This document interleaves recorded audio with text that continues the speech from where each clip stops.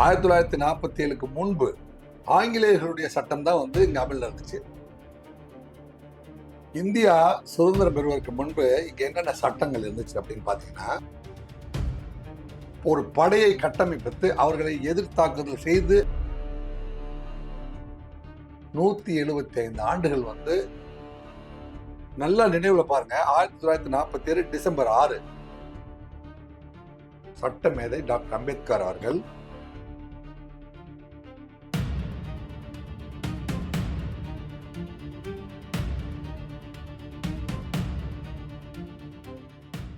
இந்த 9 நாடுகளுடைய கான்ஸ்டிடியூஷன் அத்தனையுமே எடுத்து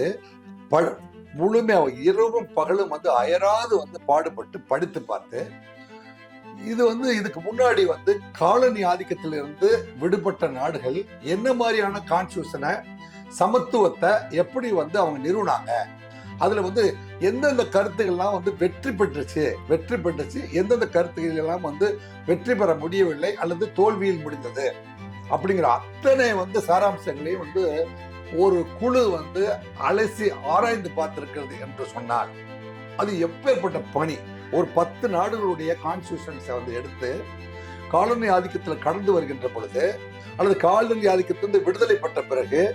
என்னென்ன மாதிரியான உரிமைகளை வந்து மக்களுக்கு கொடுத்தார்கள், அந்த உரிமை எவ்வாறு செயல்பட்டது, அது வெற்றியாக அமைந்ததா அல்லது தோல்வியில் முடிந்ததா என்பதெல்லாம் வந்து கணக்கு பார்த்து இறுதியாக 25 பகுதிகள், 12 அட்டவணைகள், 441 கட்டுரைகளை எழுதி 395 சாராம்சங்களை கொண்ட கான்ஸ்டிடியூஷன் ஆஃப் இந்தியா என்கின்ற ஒரு மிகப்பெரிய தனி மனிதனுடைய அடிப்படை உரிமைகளை வந்து வடிவமைத்த என்னங்க இதுலதான் வந்து பாத்தீங்கன்னா மனித உரிமை, அதாவது தனி மனிதனுக்கான குடியுரிமை, சட்டசபைகள், பாராளுமன்றங்கள், நீதிமன்றங்கள், பிரசிடென்ட் ஆஃப் இந்தியா, கவர்னர், அத்தனை பேருக்குமே தேர்தல் என்றால் என்ன, தேர்தலை எப்படி நடத்தணும், அத்தனையுமே வந்து பிரித்து வந்து நமக்கு கட்டமைப்பு செய்து கொடுத்தார்கள். அவ்வாறு கட்டமைப்பு செய்துதான் வந்து இந்திய அரசமைப்பு அப்படிங்கிற ஒன்றை உருவாக்கினார்கள். சுதந்திர தின விழாவையும் குடியரசு தின விழாவையும் நாம் தனித்தனியாக கொண்டாடிய போதிலும் இது இரண்டுமே வந்து ஒரே தண்டவாளத்தில் ஓடிக்கொண்டிருக்கின்ற புகைவண்டியை போன்றது. என்னங்க, இந்திய மக்களாகிய நாம் இந்திய நாட்டின் இறையாண்மையும் சம நல சமுதாயம், சமய சார்பின்மையும், மக்களாட்சி முறையும் அமைந்ததொரு குடியரசாக நிறுவவும் அப்படிங்கிறாரு. இந்தியா சுதந்திரம் அடையும்போது பார்த்தீங்கன்னா இந்துக்கள், இஸ்லாமியர்கள், கிறிஸ்தவர்கள் மற்றும் முகமதியர்கள் பல்வேறு பிரிவுகள், அங்கே பார்த்தீங்கன்னா சமணர்கள், புத்தர்கள் அப்படின்னு பல்வேறு கலாச்சாரங்களுக்கும் சேர்ந்து பொதுவான சிந்தனையை உருவாக்கக்கூடிய ஒரு சட்டத்தை உருவாக்க வேண்டிய கட்டமைப்பு இருந்தது. ஒரு சட்டத்தை உருவாக்க வேண்டிய கட்டாயம், சட்டத்தை உருவாக்க வேண்டிய தேவை அந்த அரசியல் நிர்ணய சபைக்கு இருந்தது. அதன் அடிப்படையில் பார்த்தீங்கன்னா குடிமக்கள் அனைவருக்கும் சமுதாய, பொருளியல், அரசியல் நீதி, எண்ணம், அதன் வெளியீடு, கோட்பாடு, சமய நம்பிக்கை, வழிபாட்டு இவற்றில் தன்னுரிமை, சமய நம்பிக்கை, வழிபாடு இவற்றில் தன்னுரிமை அப்படின்னு சொன்னீங்கன்னா அப்படின்னு பார்க்க போனால் இவ்வளவு சமயங்களை வந்து ஏற்றுக்கொண்டிருக்கின்ற மக்கள் யாரையுமே வந்து இம்மிடியட்டா வந்து நம்ம வந்து ஒரே சமயத்துக்குள் கொண்டு வர முடியாது, ஒரே கலாச்சாரத்துக்கு கொண்டு வர முடியாது. எனவே சமய நம்பிக்கை, வழிபாடு இவற்றில் தன்னுரிமை கொடுத்துறாங்க. சமுதாய படிநிலை, வாய்ப்பு நலம் இவற்றில் சமன்மை. சமுதாயத்தில் வந்து ஏற்றத்தாழ்வு அல்லது சாதிக்கு ஒரு நீதி, சமுதாயத்துக்கு ஒரு நீதி என்றெல்லாம் இல்லாமல் சமுதாய படிநிலை, வாய்ப்பு நலம் இவற்றில் சமன்மை ஆகியவற்றை எய்திட செய்யவும், மக்கள் அனைவரிடையும் தனி மனிதனின் மாண்பு, நாட்டு மக்களின் ஒற்றுமை, ஒருமைப்பாடு இவற்றை உறுதிப்படுத்தும் உடன் பிறப்புரிமையை வளர்க்கவும் நமது அரசியலமைப்பு பேரவையில் 1949 நவம்பர் 26ஆம் நாளாகிய இன்று 1949 நவம்பர் 26ஆம் தேதியே வந்து நம்ம வந்து இந்த அரசியலமைப்பு சட்டத்தை ஏற்றுக்கொண்டு இன்றிலிருந்து நாம் இந்த சட்டத்தின்படி இந்தியாவை வந்து நடத்துவோம் அப்படின்னு சொல்லிட்டு அந்த வந்து எப்போ சட்டம் அந்த அரசியலமைப்பை ஏற்றுக்கொண்ட போதிலும் ஜனவரி 26, 1950 அன்றைக்கு ஜனவரி 26, 1950. 1950வது வருடம் ஜனவரி 26ஆம் தேதி அன்று இந்த சட்டத்தை இந்தியாவுக்கு நாம் நடைமுறைக்கு கொண்டு வந்திருக்கிறோம். இந்தியாவை ஒரு பாராளுமன்ற ஆட்சி முறை இந்தியாவை ஒரு பாராளுமன்ற ஆட்சி முறையை கொண்ட இறையாண்மை கொண்ட சோசலிச மதசார்பற்ற ஜனநாயக குடியரசாக நாம் நிறுவிக்கொண்டோம். இந்த இதுல நமது சுதந்திரத்துல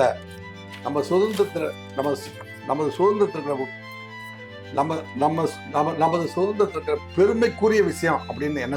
எதை குறிப்பிட வேண்டும் என்று சொன்னால், நமது சுதந்திரத்தில் பெருமைக்குரிய தகவல்கள் என்னவென்றால், இறையாண்மையை கொண்ட சோசலிச மதசார்பற்ற ஜனநாயக குடியரசாக இவ்வளவு பெரிய நாட்டை நிறுவுவோம். அன்றைய தினம் பாத்தீங்கன்னா கிட்டத்தட்ட 35 கோடி மக்களை மட்டுமே உள்ளடக்கி கொண்டிருந்த நாம் இப்ப 50,000 ஆண்டுகள் வரலாறு கொண்ட இந்த பூமி போர்களுக்காகவும் சரியான மருத்துவம், சரியான கல்வி மற்றும் மன்னர்களுக்காக போர் புரிதல் அல்லது ஆங்கில முதல் உலக போருக்காக நமது மக்களை தியாகம் செய்தல் போன்றவற்றெல்லாம் மக்கள் தொகையை நம்மளால அதாவது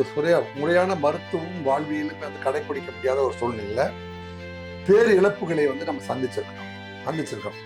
சுதந்திரம் பெற்றதுக்கு பிறகு சுதந்திரம் வாங்குற பொழுது 35 கோடி மக்களாக இருந்த நாம் இன்றைய தினம்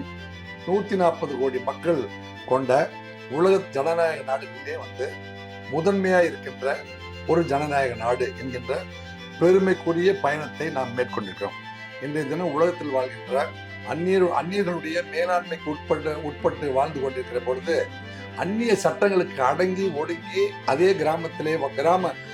சூழ்நிலையில் வாழ்ந்து கொண்டிருந்த நாம் இன்றைய தினம் உலகத்தில் இருக்கிற பெயர் பெற்ற நிறுவனங்களான கூகுள் போன்றவர்களை, சாம்சங் போன்ற நிறுவனங்கள், உலகத்தில் இருக்கிற பெரும் விஞ்ஞானிகள், அதாவது உலகத்துல வானியல், அதாவது ஸ்பேஸ் சயின்ஸ் சொல்லக்கூடிய ஸ்பேஸ் சயின்ஸ்ல உலகத்திலேயே முதன்மை நாடு இந்தியா என்கின்ற இடத்திற்கு வந்திருக்கிறோம். உலகத்தில் இருக்கிற கிட்டத்தட்ட 230 நாடுகள்ல 150 நாடுகளுக்கு மேல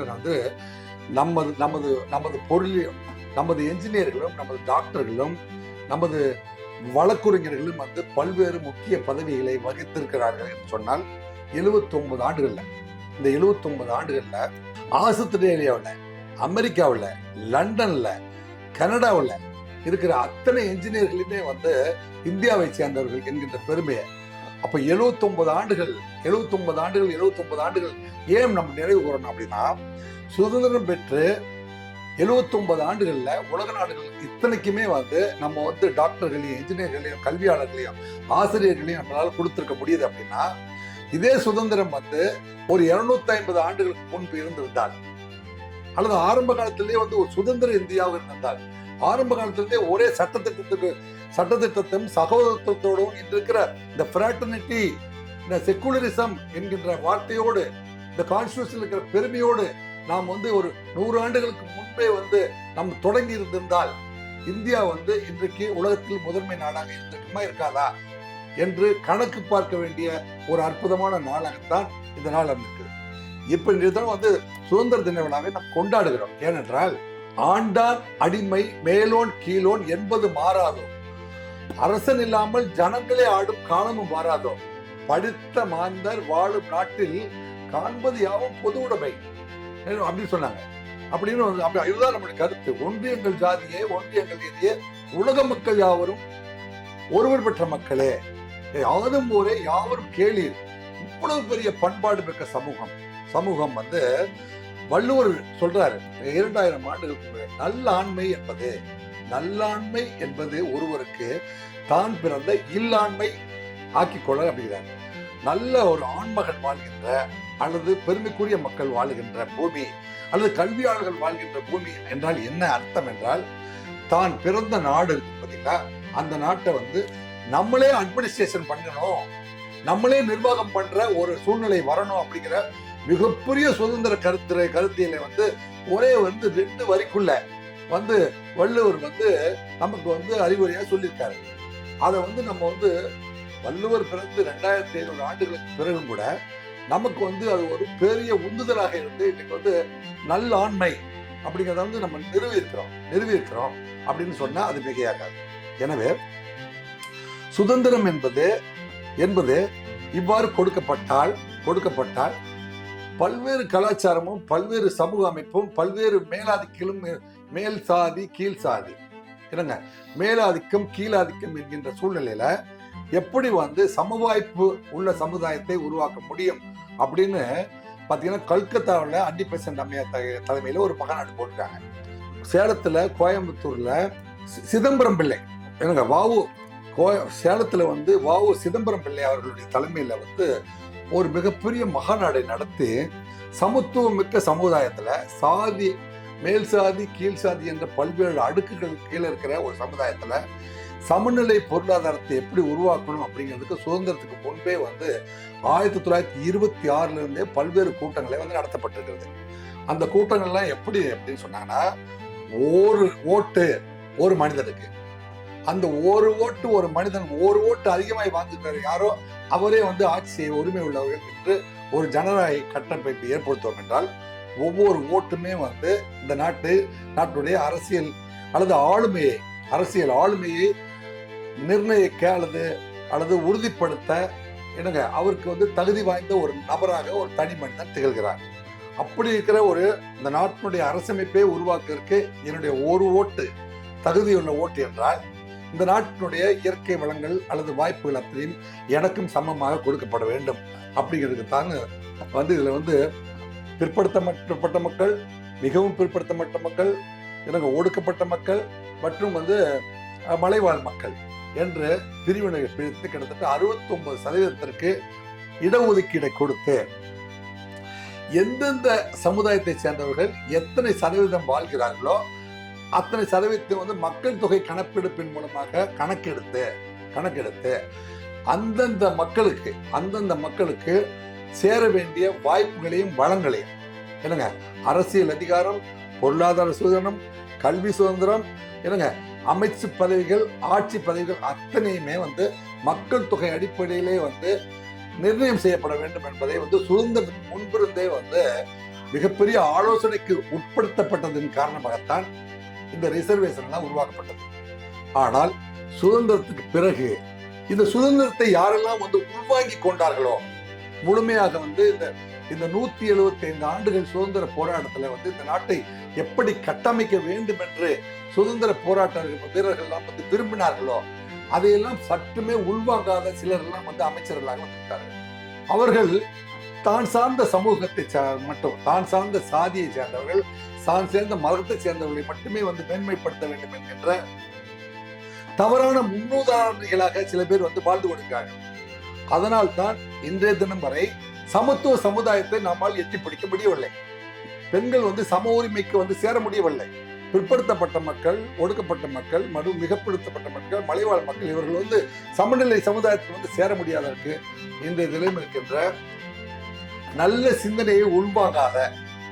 கான்ஸ்டிடியூஷன் இருக்கிற சாராம்சங்களை உள்வாங்காத, படிக்காத, அடிப்படை அறிவு பெருக்கிக் கொள்ளாத சில அரசியல்வாதிகள் சுதந்திரத்தினுடைய சாராம்சம் தேர்ந்தும் கான்ஸ்டிடியூஷன் ஆஃப் இந்தியா வந்து சமத்துவ சமுதாயம் என்பதை என்ன சொற்களால் வந்து விளக்கி இருக்கிறது. வாட் இஸ் செக்யூலரிசம் ஃப்ராட்டர்னிட்டின்னு என்ன என்கின்ற வார்த்தைக்கெல்லாம் விளக்கமே தெரியாதவர்கள்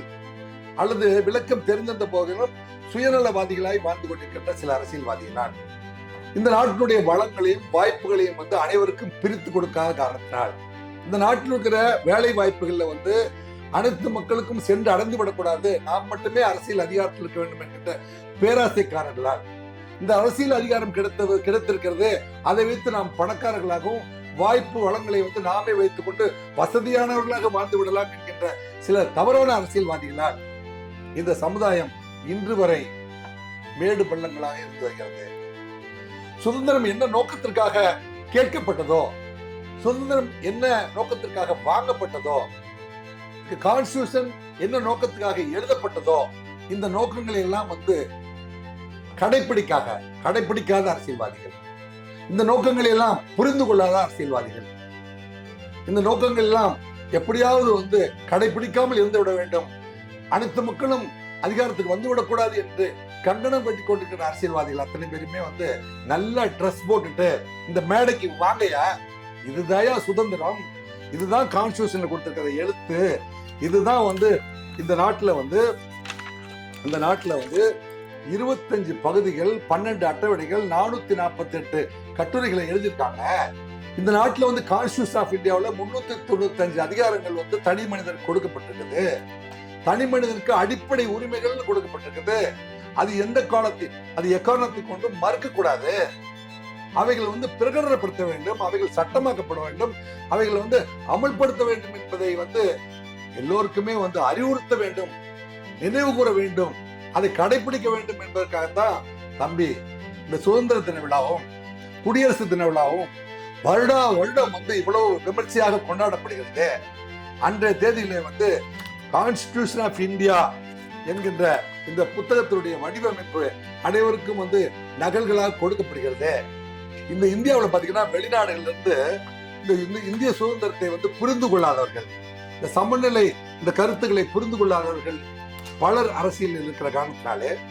நாம் இதுவரை சுதந்திரத்தினுடைய சாராம்சத்தை எட்டி பிடிக்க முடியாதவர்களாக வாழ்ந்து கொண்டிருக்கின்றோம் என்பதை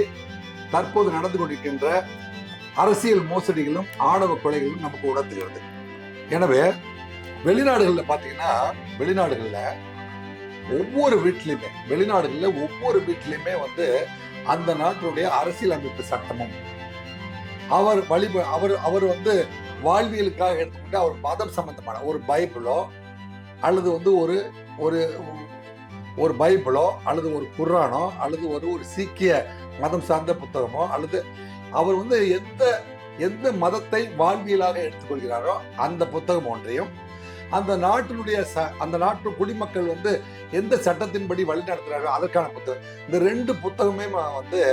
ஒவ்வொரு வீட்டிலுமே வந்து இருக்க வேண்டும், அல்லது இருக்கிறது, அல்லது பரிசாக கொடுக்கப்படுகிறது, அல்லது அரசினரால் வழங்கப்படுகிறது என்கின்ற சிஸ்டத்தை வந்து உலக நாடுகள், பல்வேறு நாடுகள் கடைபிடிக்கிற காரணத்தினால் அந்த நாடு அந்த சட்டத்தை ஏற்றுக்கொள்கிறது. நம்ம பக்கத்தில் இருக்கிற மலேசியா, சிங்கப்பூர் போன்றவங்க எல்லாம் கூட வந்து அந்த நாட்டுடைய சட்ட புத்தகத்தை வந்து எந்த சட்டத்தின் கீழ் வந்து நம்ம வந்து ஒவ்வொரு தனி மனிதனுக்கும் வந்து என்ன மாதிரியான உரிமைகள் இந்த நாட்டில் இருக்குது அப்படிங்கிற புத்தகத்தை வந்து பொதுமைப்படுத்தி இருக்கிறார்கள். நம்ம ஊர்ல மட்டும் திருக்குறளையும் கான்ஸ்டிடியூஷன் ஆஃப் இந்தியாவையும் வந்து பரிசு பொருட்களாக அல்லது நினைவு பொருட்களாக படிக்க வேண்டிய புத்தகங்களாக அறிமுகப்படுத்தவே சில பேர் தயங்கிக் கொண்டிருக்கிறார்கள். ஏனென்றால் நமக்கு தனி மனிதனுக்கு இவ்வளவு உரிமை இருக்கிறது என்றால் அவர் நமக்கு சமமாக வந்து விடுவார் என்கின்ற பயமும் அச்ச உணர்வும் கான்ஸ்டிடியூஷன் ஆஃப் இந்தியாவை வந்து பாடத்திட்டத்தில் கொண்டு வரவே கூடாது என்றெல்லாம் நினைக்கிற பிற்போக்கு சிந்தனையாளர்கள்லாம் சில பேர் அமைச்சு பதவியில இருக்கிறார்கள் என்பதையெல்லாம் வந்து அடையாளப்படுத்தக்கூடிய நாள் தான் வந்து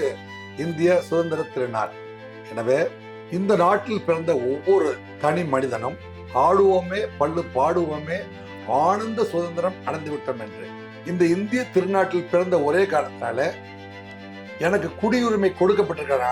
காரணத்தினாலே, நான் இந்த நாட்டின் குடிமகன் என்கின்ற காரணத்தினாலே இந்த நாட்டில் இருக்கிற கல்வி, சமூக, பொருளாதார, அரசியல் அனைத்து வாய்ப்புகளிலுமே வந்து சம உரிமை பெற்றவன் என்கின்ற ஒரு தன்னம்பிக்கையை உருவாக்குவதற்காகத்தான் இந்த சுதந்திர தின விழா கொண்டாடப்படுகிறது. அப்படிங்கிறத வந்து இன்றைய தினம் வந்து ஒவ்வொரு பள்ளி, கல்லூரி மற்றும் அரசு நிறுவனங்கள், பொது நிறுவனங்கள், போக்குவரத்து நிறுவனங்கள் அத்தனையுமே வந்து கொடியேற்றி, யாரெல்லாம் வந்து சுதந்திர கொடியை ஏற்றுகிறார்களோ அவரெல்லாம் வந்து கீழே இறங்கணுன்னே வந்து எல்லாருக்கும் இனிப்பு வழங்கிவிட்டு சென்று விடலாம் என்று இல்லாமல், சுதந்திரம் எதற்காக கொடுக்கப்பட்டது, சுதந்திரம் என்றால் என்ன, சுதந்திரத்துல வந்து தனி மனிதனுக்கு என்னென்ன உரிமைகள் கொடுக்கப்பட்டிருக்கிறது, அந்த உரிமைகள் வந்து அனைவருக்கும் சென்றடைந்து இருக்கிறதா அல்லது இல்லையா என்பதை வந்து நாம் புரிந்து கொள்ள வேண்டும். இந்த சுதந்திரம் வந்து அனைத்து மக்களையும் வந்து இன்பமாக, தன்னிறைவோடு, மகிழ்ச்சியோடு மனிதனாக பிறந்த ஒவ்வொருவரும் தனது வாழ்வியலை வந்து சுதந்திரமாக அனுபவித்து துய்த்து வாழ்ந்து முடிப்பதற்கான வாய்ப்பினை இந்திய நாடு, பெருமைக்குரிய நாடு எனக்கு வழங்கி இருக்கிறது என்கின்ற பெருமிதத்தை உள்வாங்கி கொண்டு அவர்களை வீர நடை வெற்றி நடை போடுவ வழி அனுப்பு விழாவாக இந்த விழா அமைய வேண்டும். தன்னம்பிக்கை மிக்கவர்களாக பெருமைக்குரியவர்களாக தன்னை நினைத்துக் கொள்கின்ற இந்த மனப்பக்குவத்தை உருவாக்குவதற்காகத்தான் சுதந்திர தினம் என்கின்ற ஒரு விழாவை இந்திய நாடு வருடா வருடம் கொண்டாடி கொண்டிருக்கிறது என்பதை பொதுமக்களுக்கு எடுத்து சொல்ல வேண்டிய கடமையும் பொறுப்பும் ஆசிரியர்களுக்கும் அரசு நிறுவனருக்கும் நிர்வாகிகளுக்கும் இருக்கிறது என்பதை தெரிவித்துக் கொண்டு, இந்த ஆனந்த சுதந்திரம் அடைந்த இந்த ஆகஸ்ட் 15ஆம் தேதியை ஒரு மிகப்பெரிய திருநாளாக வருடா வருடம் அனைத்து மக்களும் கொண்டாட வேண்டும். அனைத்து பள்ளிகளிலும் அனைத்து பள்ளி ஆசிரியர்களும் 5 விளையாடுறது 50 விளையாது, இளமையில் கல் இளமையில் கல் என்று சொல்வார்கள். எனவே பள்ளி கல்லூரியில் இருக்கிற ஆசிரியர் பெருமக்களை மட்டும் நான் வேண்டி விரும்பி கேட்டுக்கொள்வது என்னவென்றால், சுதந்திரம் என்றால் என்ன, தனி மனித உரிமைகள் எவ்வாறு வடிவமைக்கப்பட்டிருக்கிறது, ஒரு கான்ஸ்டிடியூஷன் ஆஃப் இந்தியா எத்தனை உரிமைகளை, தனி மனித உரிமைகளை ஒவ்வொரு குடிமகனுக்கும் வழங்கி இருக்கிறது, சிந்தனையை என்கின்ற சிந்தனையை படித்தவர்கள் அத்தனை பேருமே இளைஞர்களுடைய மனங்களிலே பதிவு செய்து எதிர்கால சமுதாயத்தை உலக நாடுகளிலே உலக நாடுகளிலே சிறந்த ஜனநாயக நாடு என்கின்ற பெருமையை தாங்கி இருக்கிற இந்தியாவில் பிறந்தவர்கள் நாங்கள் இந்தியர்கள் இந்தியர் யாவரும் என்னுடன் பிறந்தோர், உலக மக்கள் யாவரும் ஒருவர் பெற்ற மக்கள் என்ற சிந்தனையை கொண்ட இந்தியர்கள். எனவே இந்தியாவில் பிறந்ததனாலேயே நாங்கள் பெருமைக்குரிய குடிமக்கள் என்று உலகெங்கும் வாழ்கின்ற இந்தியர்கள் அத்தனை பேருமே உலகத்திலேயே தலை சிறந்த ஜனநாயக நாட்டில் பிறந்த, உலகத்திலேயே தலை சிறந்த ஜனநாயக நாடாக திகழ்கின்ற இந்திய மக்கள் நாங்கள் என்று சொல்கின்ற அளவிற்கு இந்த சுதந்திரத்தினுடைய பெருமையை இந்த நாட்டில் இருக்கிற அத்தனை குடிமக்களுக்கு எடுத்து சொல்ல வேண்டியது கல்வியாளர்கள், அதிகாரிகள் மற்றும் அரசியல் தலைவருடைய கடமை என்று சுதந்திரம் பற்றிய இந்த அற்புதமான கருத்துக்களை இந்திய நாட்டின் 79வது சுதந்திர தின விழாவை முன்னிட்டு இன்றைய தினம் சுதந்திரம் என்றால் என்ன, சுதந்திரத்துக்காக பாடுபட்டவர்கள் யார் யார், சுதந்திரம் நமக்கு என்னென்ன உரிமைகளை கொடுத்திருக்கிறது, சுதந்திரத்தை பற்றி யாருக்கெல்லாம் சொல்லப்பட வேண்டும், யாரெல்லாம் கடைபிடிக்க வேண்டும், சுதந்திர தின விழாவை ஏன் கொண்டாட வேண்டும் என்கின்ற கருத்தியல் அத்தனையுமே இந்த ஊடகத்தின் மூலமாக உங்களுக்கு பகிர்ந்து கொள்கின்ற அற்புதமான வாய்ப்பை பெற்றதுக்காக உங்கள் அனைவருக்கும் நன்றியை தெரிவித்துக் கொண்டு, இந்த ஊடகத்திலே இந்த ஊடகத்தின் மூலமாக இந்த சுதந்திர தின விழாவை பார்த்து கொண்டிருக்கின்ற கேட்டுக்கொண்டிருக்கின்ற அத்தனை உள்ளங்களுக்கும் எனது 79வது சுதந்திர தின விழா மனமார்ந்த வாழ்த்துக்களை தெரிவித்துக் கொண்டு, வாழ்க இந்தியா, வாழ்க ஜனநாயகம், வாழ்க இந்தியர் ஒற்றுமை, ஓங்குக உலக மக்கள் ஒற்றுமை என்று கூறி, இந்த அற்புதமான வாய்ப்புக்கு நன்றி கூறி மீண்டும் அடுத்த தலைப்பில் சந்திக்கும் வரை உங்களிடமிருந்து பிரியாவிடை பெறுவது உங்களுடைய அன்பு சகோதரர் ராஜேந்திர ராஜா. நன்றி, வணக்கம்.